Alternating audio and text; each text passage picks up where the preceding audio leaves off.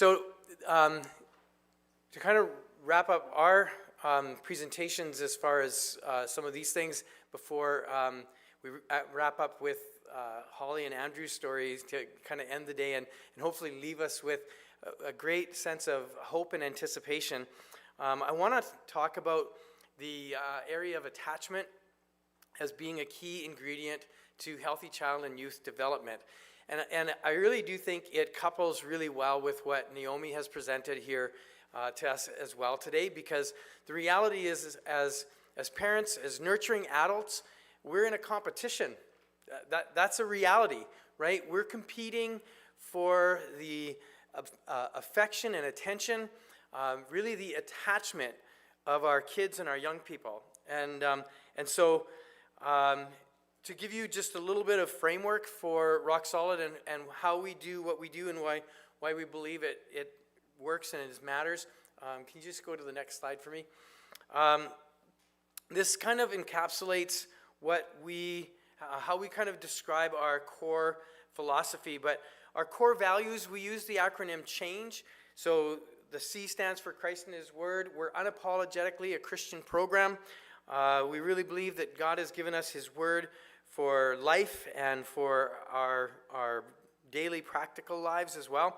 The H in the acronym CHANGE stands for healthy relationships. That what God does in our lives, He often does through relationships.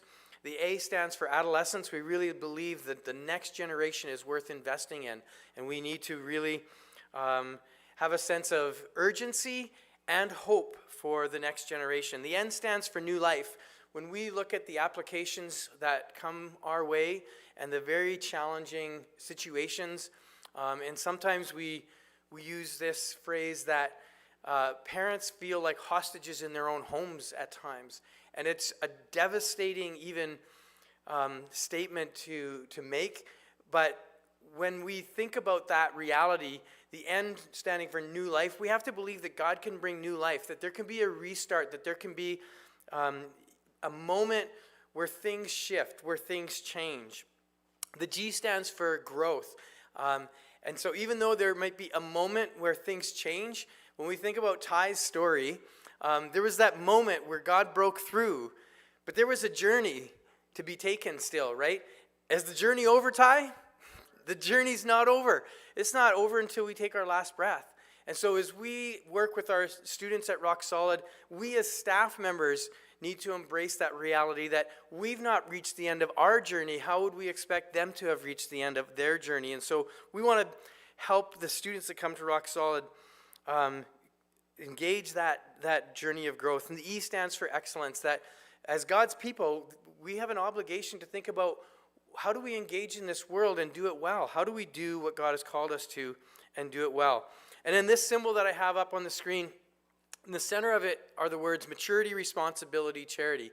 This is our goals for every student. Everything that we do, we're aiming for that. In the book of Ephesians, there's a verse that says that the thief steal no more, but let him do honest work with his hands so that he might have something to share with those in need.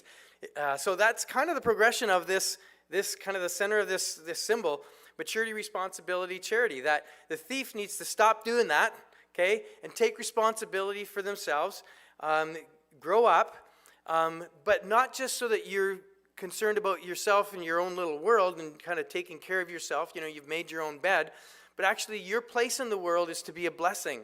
And I talked about that a bit this morning as well. So maturity, responsibility, charity. We hold our students accountable to the character qualities of honesty, respect, and obedience. And so every rule that we have at Rock Solid will have something to do with one of those things, honesty, respect, and obedience. Now, just answer me this. If you're an employer and you're looking for an employee, you're looking for somebody of character before you're looking for somebody of skill, right? And if they're mature, responsible, charitable, honest, respectful, and obedient, they got the job, right? Now, maybe they won't be able to develop the skills that they need, and maybe it won't be a good fit in the end. But if those character qualities are in place, man, we can teach a lot of skills. If we've got some of those basics, and that's what employers are looking for first off. I can guarantee it. That's what I'm looking for as an employer. And in our approach, And this is where the rubber meets the road for me and my staff. Our approach is role modeling, relational influence, and authority. And that we would recognize that these are really what Christ has given us as an example that we would follow after him. So when I hire a staff member, if they can't role model in the most basic realities of maturity, responsibility, charity, honesty, respect, and obedience, I mean, even like Naomi was commenting on, like, let's be an example to our kids about technology. Honestly, that's a tough one. Like, I'm tied to my phone, I'm tied to my devices. Like, okay, like that's a good shot in the arm for me to consider. Am I role modeling reasonably to my kids? And so for my staff, are we role modeling reasonably maturity, responsibility, charity, honesty, respect, and obedience? Relational influence. Do the young people and our kids, do they know that we care about them? Are we willing to have that conversation? Are we just looking for that next opportunity to say no to them? They're good at saying no. We're probably good at it too. Like, we could just kind of battle it out. They escalate, we escalate. Like, I'll just meet you wherever you're at. But can we do everything we can? And so a lot of what I'm going to talk about here, this last part of this afternoon, is going to be on these three things. But relational influence and that relational component is so important. For a lot of the young people that come to Rock Solid, they haven't experienced, maybe for a long time, what it means to have a relationship with an adult that's not characterized by conflict. And so we need to be able to figure out, how do we have a relationship that isn't just conflict? And authority. In Matthew chapter 28, Jesus said, "All authority in heaven and on earth has been given unto me. Therefore go." And so when we look at that phrase, a lot of times the word authority, especially in our day and age, it gets a bad rap, right? People get like all cringy about authority. Oh man, you're going to draw a hard line, or you're just looking to just, nail them or whatever. But if Jesus says all authority in heaven and earth has been given unto him, that's a signal of blessing, actually. We want our authority to be able to be seen through the lens of blessing. And when we exercise authority in a young person's life, it needs to be through the lens of blessing, not punishment and retribution. You did this to me, so I'm going to do this to you.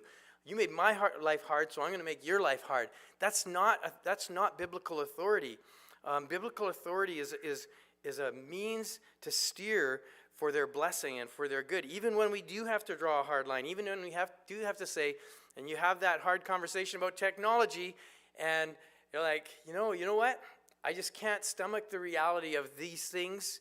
It's just not going to happen. Not under my watch, because it's not right and it's not good. And a healthy engagement of authority that also is coupled with role modeling and relational influence is an amazing tool. And as you know, I'm the executive director of Rock Solid Refuge, so I'm the big hammer. Like, if something really has to fall, like, I've got to make that hard call and be that guy. And we had a kid that was really, really difficult some time ago, a year and a half ago about. And man, we hit the wall really hard with him, and he was just relentlessly determined to just do his own thing. His background was extremely difficult, like just all over the map. And he just didn't know how to function in a decent social way. And so we used some pretty significant mechanisms to just help him see that it's just not going to work. And I was the one who kind of imposed those things. And a few days into that, he asked to talk with me after chapel. Like, I'm the guy that was imposing it, some really strict restrictions on him and so on. But I was the one that he asked to talk with after chapel, and he gave his heart to Jesus. And so we can have a relationship with our young people, even in the context of being the bad guy that says, but they have to be able to, there has to be a way in which that they can see it, that we are doing it for their good and for their blessing, in a sense that we're pleading with them to not self-destruct, that we want what's good for them. So what does it look like for us to do this? Deuteronomy chapter 6, verses 4 to 9 says this: "Hear, O Israel, the Lord our God, the Lord is one. You shall love the Lord your God with all your heart and with all your soul and with all your might. And these words that I command you today shall be on your heart. You shall teach them diligently to your children, and shall talk of them when you sit in your house, and when you walk by the way, and when you lie down, and when you rise. You shall bind them as signs on your hand, and they shall be as frontlets between your eyes. You shall write them on the doorposts of your house and on your gates. So the reality is like, did the author miss anything there? Is there any time that we're not to be influencing our young people, our kids, in a godly direction? There isn't a time. They didn't leave one time out. It's through the warp and woof of every aspect of our lives.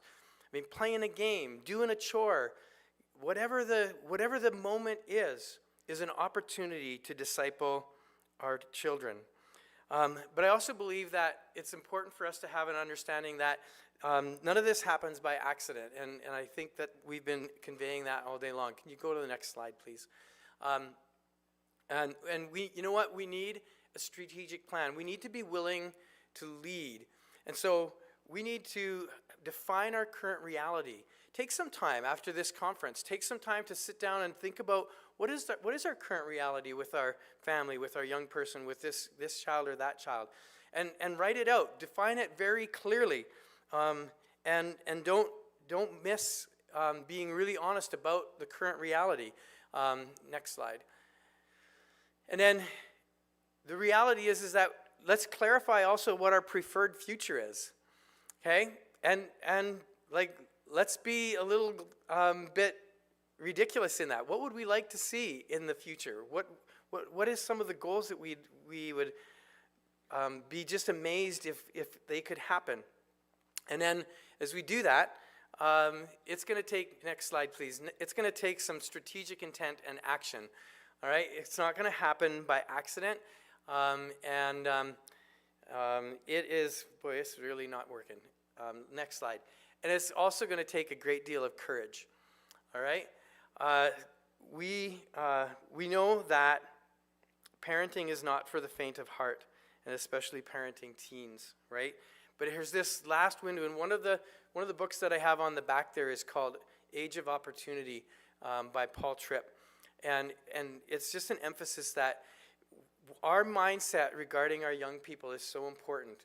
You know, do we wish that we could just, I think it was Mark Twain said, like, stick them in a barrel and just feed them through the cork hole for about 8 years, you know, and let them out when they're 20, and we'll probably be okay. You know, is that kind of like, they're teenagers, and that's the best we've got to bring to the table?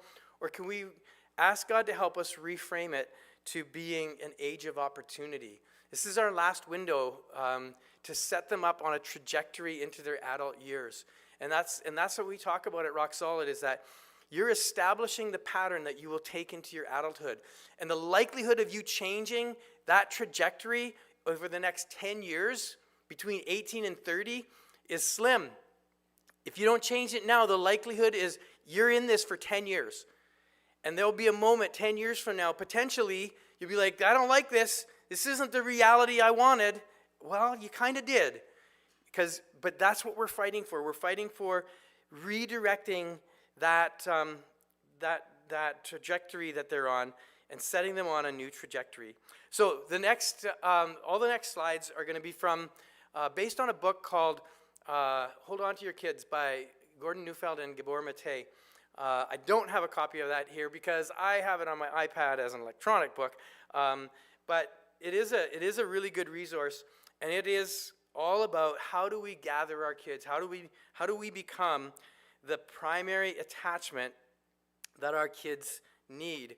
And so, hold on to your kids. Why parents need to matter more than peers. And as I go through some of these slides, you're going to see that Gordon Neufeld expands that a little bit to a nurturing adult community, right? So parents, absolutely, but it does broaden beyond that as well. Next slide. So the disorder affecting the generations of young children and adolescents now heading toward adulthood is rooted in the lost orientation of children toward the nurturing adults in their lives. And everything that Naomi has shared with us today is a part of that package, okay? They're attached to the wrong thing and people, and our electronic devices are a big part of that as well. And so this is a very difficult reality that we are up against. Next slide. Depression and self-harm. Suicide rates have increased by 400% amongst 10 to 14. I think Naomi had a statistic similar to that as well. And again, like Naomi said, we shouldn't even have to be saying that age group in that reality. 10 to 14 years old in the last 50 years. Key trigger, how they're treated by their peers. And again, this is what we've been hearing from Naomi all day as well. What's their key connecting point to their peers, or what they perceive to be their peers? It's their social media and their online stuff. But no matter how you slice it, a young person should not be considering suicide because of how they're treated by their peers. And it doesn't change by getting their peers to treat them better. That's not the path. The path is actually their connection to the right adults in their lives. So the secret of parenting is not in what a parent does, but rather who the parent is to the child. Okay? Who you are is more important than what you do. What we do is important, yeah, I won't say it's not, but it's secondary to who you are to your child. And so they need us in their lives, whether they seem to admit that or not. So the phenomenon of peer orientation, attachment, the pursuit and preservation of proximity, closeness, and connection. We make a compass point out of those we're attached to. Think about that. It's a really important statement. We make a compass point out of those who we're attached to. And a young person especially, who they are attached to most is their guiding light, so to speak, right? So if it's their peers or influencers online, that's their compass point. Do we really want the Kardashians to be their compass point? I don't think so, right? Orientation, the drive to get one's bearings and become acquainted with one's surroundings. People orient themselves by seeking cues from those to whom they're attached. Think about those who have been most influential in your life. So it's a good question to write down, okay? Think about the people who've been most influential in your life, okay? So apart from a couple of really small children, we're all adults in here, out of a great variance of ages. But who were the most important people to influence you? Was it a significant sports star or movie star? I doubt that anybody in here would say, yeah, Michael Jordan, I mean, back in the day, okay, it's people from back in the day. Michael Jordan or whoever the big sports stars of a time would have been. Yeah, I mean, they hold some sway in one sense, but it's like, really? No.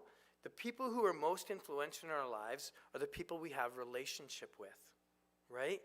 Those are the people, and so in other settings, when I ask that question, I've taught this in like adult Sunday school classes and stuff like that. Like, who are the people that are most influential in your life? And often it'll be, there was a youth pastor when I was a teenager, or my mom, or my dad. And it's not people who had like this most amazing career. It's often just ordinary people who had a relationship with them. And then I think this is also an important question. What is your attachment quotient with God? So when we even think about role modeling to our kids, do our kids have a window into our relationship with God? Do they see that relationship is absolutely central? And it's not just because, we say a prayer before a meal or those kinds of things. One of the things that I didn't realize I was even influencing my teenage boys especially in is I'm a morning person. I forced myself at a certain point in my life to become a morning person. I need to start my day with God. Like, I just have to. And there was a certain point, like, I was a youth pastor for a bit, and I wasn't spending regular time with God. I would, and I'm listening to, the audio Bible and here and there, and doing, listening to sermons as I'm walking around the house and different things. But I wasn't just spending time with God. And one of my brothers really challenged me about that. And I just like, okay, like relentlessly, it has to be a non-negotiable. I spend time with God. And so my boys, that's what they would remember, that whenever they got up, and the house was quiet, I'm in the living room and I'm with God.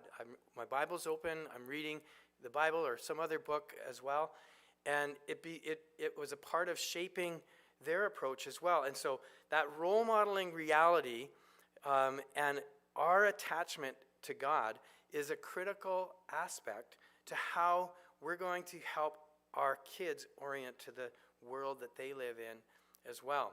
So peer orientation. When a young person turns to his peers for instruction, modeling, and guidance, if that statement doesn't strike fear in your hearts, it should, right? When a young person turns to his peers for instruction, modeling, and guidance. So here's a little activity. Think about peer orientation for a minute. Is it good, bad, or both? You kind of can get an idea where I'm leaning today. There is a context and a certain amount of positive peer pressure that can happen. But man, peer pressure or peer orientation is such a deadly slope. And then think about this. So if you have kids or grandkids, rate your current attachment relationship with your child or children, scale of 1 to 10. And I don't have it up there, but you could also maybe consider rating what do you think their attachment is to their peers. So we did this at a family camp at Rock Solid one year, and this one couple, they were like, the mom was like, I think I'm at about a 6 with him, and the dad was like, 3, maybe, like, hopefully 3. But that was just the reality. Like, I don't know. We just don't connect. Like, it's hard. And so at a later time, we were driving somewhere, and this kid was sitting next to me. And so I kind of explained this whole thing to him about attachment. And I said, so if you were to rate your attachment to your parents, how would you rate it? And I'm like, okay, so for your mom, how would you rate it? He's like, probably 6. Like, he nailed it. Exactly the same as what his mom said. How about your dad? He's like, probably a 3. And like they knew their relationship. It wasn't actually a mystery. And I said, how would you rate your attachment to your peers? He's like, no question, 10. And he wasn't even shy to hide it. He just was being honest. He was just being real. And he knew it. He knew that was the reality of his life. And so it was an easy, natural conversation to say, do you think that's a factor? Do you think that's a factor in the current reality? What adult or adults is he or she most attached to? Rate that relationship as well. And so think about the adults that our kids are attached to, and rate those attachments as well. 6 ways of attachment. So this is progressive, okay? So we can even think about this through the lens of a small child born and the progression that they will experience even in natural development. Okay, so sensing. Physical proximity involves the senses, right? A newborn baby is immediately attached to their mother through that reality. Sensing, physical proximity involves the senses. Okay? Number 2, sameness. Seek to be like those who you feel closest to. Okay? That's a good thing. Okay? If your son or daughter wants to emulate you in certain things, that means there's an attachment value there. There's one student that came to Rock Solid, and again, students that come to Rock Solid almost every time, relationships with parents are a disaster. Very difficult, okay? But we're like talking about what the best kind of truck is, And he's like, well, Ford. Of course Ford is the best. We're like, why? Like he didn't even hesitate, right? So obviously this kid has a conviction about what's the best truck. He's like, well, my dad drives a Ford. Ah, there was some, even though the relationship was difficult, there was some level of attachment in that relationship because sameness as his dad actually mattered to him. Belonging and loyalty, to be a part of and try to possess those you're attached to. Okay, so there's a healthy and natural part of this, but can you see that there's also a twisted part of this? To possess those you're attached to. This is a part of the more twisted peer orientation aspect of it. All right? But the need to belong and have a sense of loyalty is actually really important. It's a part of family identity, right? If there's no loyalty or sense of belonging in the home, it's going to be a pretty rough go, and they don't have a sense of security either. Number 4, significance, to feel that you matter. So as I continue down this list, I want you to start also thinking through a biblical lens. Okay, how do we understand our relationship with God in this? Okay, significance, to feel that you matter. How did God demonstrate that we matter? In Romans chapter 5 it says, while we were still sinners, Christ died for us, right? It doesn't say, when you got it all right, when you got it all together, come on over. I'll hang out with you then. It's actually the opposite. While we were yet sinners, Christ died for us. Christ's sacrifice demonstrates the significance that God places on us, his special creation. Number 5, feeling. Warm, affectionate, and loving emotions. At this level, high risk and vulnerability is involved. All right? And so this is the deepening relationship that they're in. Okay?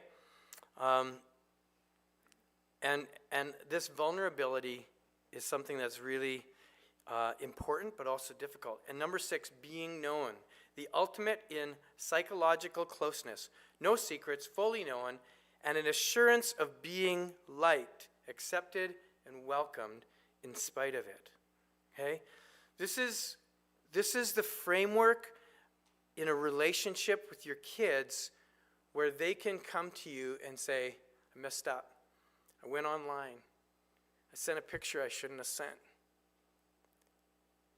Will they know that they can come to you with that? And they can be known and still loved, accepted, and we can walk it forward from there. And so I so appreciate what Naomi shared with us in regards to some of that. All right, a few more questions, activity. Where do you see evidence of these ways of attaching in your life? Does it make sense, those ways of attaching? Where do you see evidence of these ways of attaching in your child's life? Right? I am of the age now where I have grandkids, so now I start watching it in my grandkids. And little Sophia, she's 2.5 years old, and she wants to be like, Grandpa, this is awesome. I love it. We got to be careful, right? Because you got to make sure that that's a good thing, right? So what we say, what we do, they're going to copy it. They're going to copy it, and every once in a while we're like, oh, shoot. Shouldn't have done that. Shouldn't have said that. Now she's copying it. But what a privilege we have to walk with our kids and our young people. Where do you see evidence of these ways of attaching in your relationship with God? Again, that reaches to the core of starting from our own relationship with God, that the vertical relationship with God is what it should be, so that as we walk out this journey with one another, that we can be what God wants us to be for the others as well. So what are you up against? What are we up against? Cultural trends, counter will, and attachment voids. So here's some cultural trends. Both parents working, Move away from extended family networks or for job opportunities. Family meals, family vacation, talks, reading together is becoming less normal. I think there's a trend that started that houses are not necessarily being designed with a dining hall anymore. What do you need a dining hall for? Just kind of come up to the counter, grab your food, take your plate, go to your room.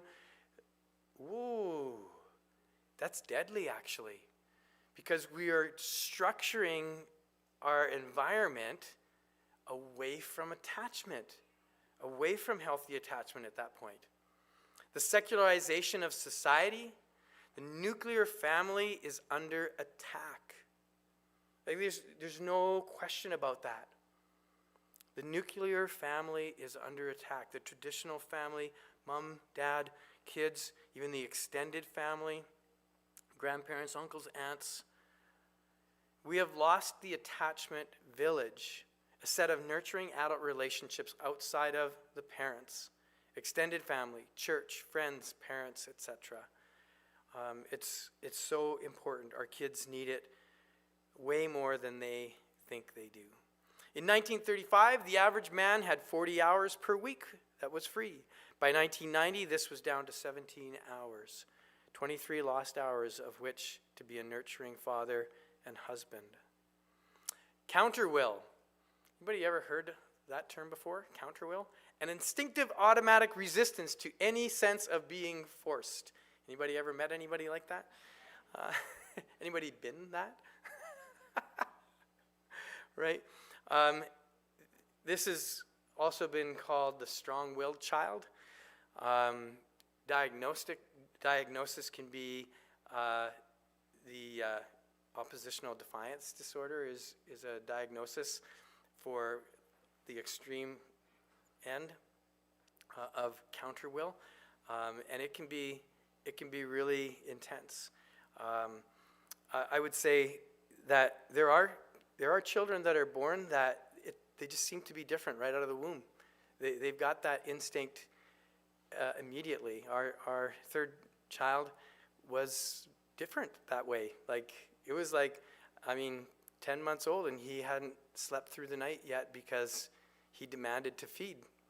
He didn't need it, but that was a part of his counter will. He was going to have what he was going to have, and it was a journey, for sure. And so this is a part of what we're up against. An attachment void. Current cultural trends coupled with a child's counterwill can create an attachment void in which the parents will be replaced as a child's primary attachment. Your son or daughter will be influenced by somebody, and you want to make sure that that person is you. Our kids are going to be influenced by somebody. All right? Evaluate the challenges to healthy attachments in your family's life. How difficult would it be to change some of these? Again, I so appreciate Naomi's talks today because she just pressed into that, right? That, you know what? If we don't make some changes, then nothing changes, right? Can you think of things that are or have caused an attachment void in your son or daughter's life? So the major challenges, how attachment issues stunt healthy development. Flight from feeling. Children put themselves in an emotional state to guard against vulnerability at all costs. You ever seen a child do that? Put themselves in an emotional state to guard against vulnerability? It's actually pretty common at Rock Solid. This defense can become more than just a mask a child puts on, but who they actually are. It becomes embedded in who they understand themselves to be. And so coming out of that is quite a journey. Remember the last three ways of attachment: significance, feeling, and being known. Right? Stuck in immaturity. As we mature, our brain develops the ability to mix things together, to hold different perceptions, senses, thoughts, feelings, and impulses all at the same time without being confused in thinking or paralyzed in action. Okay?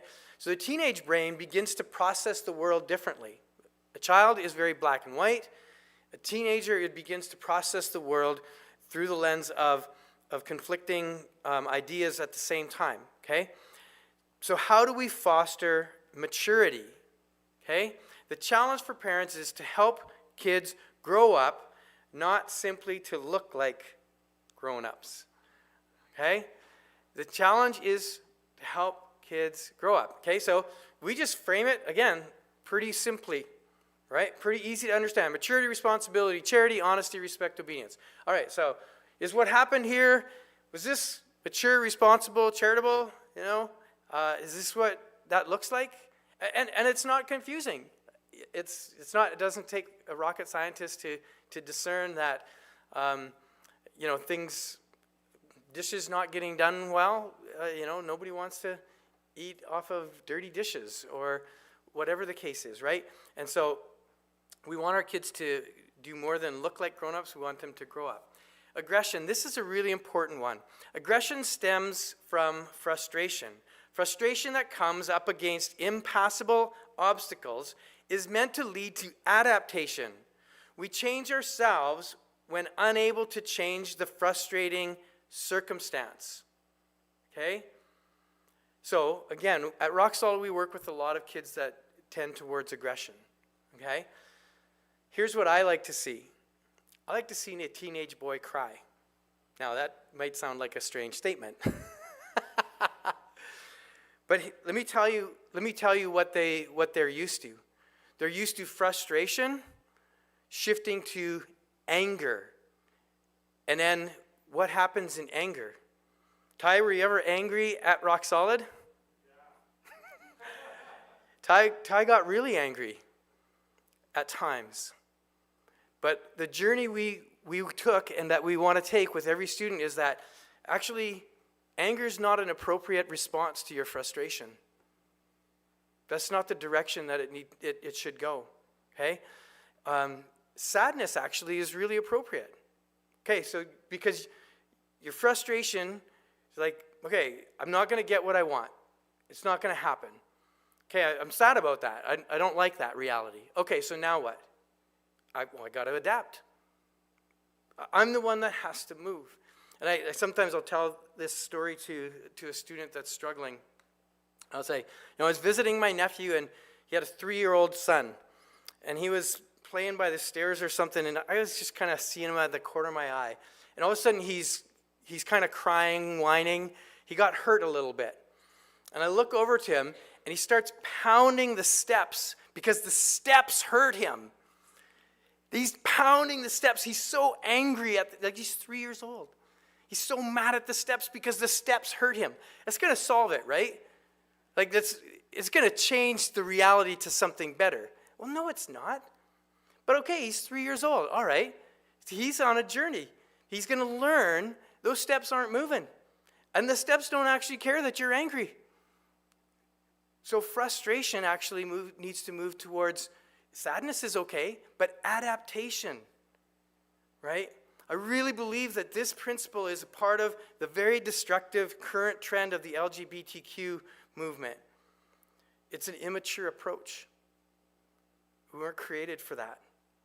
We were created to adapt and mature and show maturity and grow up rather than demanding that reality adapt to us. The making of bullies, being in a dominant role without a sense of responsibility for others. Hardened to feelings of caring and responsibility. I'm a big fan of having animals, pets, and I mean, if you're in a rural setting, having some animals that the kids have to take care of and be a part of, they can be, a cat or a dog can be therapeutic, but also when an animal is dependent on the child to care for it, it fosters compassion and empathy, a healthy empathy, that they have something that is dependent on them. And they will be less likely to be in a dominant role without a sense of responsibility. Sexual deviancy. Sex is used to satisfy primitive attachment needs for a young person. The more sexually active our adolescents are, the more emotionally hardened they become. The long-term effect is soul-numbing, impairing the capacity to enter into relationships in which true contact and intimacy are possible. Sex momentarily pacifies attachment hunger without ever fulfilling it. We were created to experience sexual interaction in a monogamous marriage. That's what God created it for. And it's a cheap counterfeit that's not turning out. It's not working out. And unteachable students. Ideally, what should lead a child into learning is an open-minded curiosity about the world. Peer attachment leads to boredom. Anybody ever heard that word from their teens? I'm bored. My kids learned early on that that's not a word that works out. But peer attachment actually leads to boredom. In a peer world of cool that exists in schools, curiosity makes a person highly vulnerable. It's become common that teens are not curious in school. They're not asking questions because what if it's a dumb question, or I don't know, you know? And so curiosity is squelched, unfortunately. And our kids' development is hampered. From the list above, what specific challenges do you see in your son or daughter? And I'm at the end of my time, and I'm telling you, there's a lot more, and we might post this whole presentation for you to be able to see more of it. But I really believe that there is this need that our kids and our young people have to be appropriately attached to their parents, grandparents, to a nurturing adult community, and that their peer connection is far less important than what we have been told it is. They really need us. And the more they act like they don't need us, the more they actually do need us. And so let's be with them. Let's help them see that they matter and that relationship with them is really important to us. At that, I'm going to leave this part, and I'm really looking forward to our last presentation from Holly and Andrew in about 13 minutes. So let's take a quick stand up and stretch break, grab a drink or whatever you need there, and we will have Holly and Andrew in a few minutes.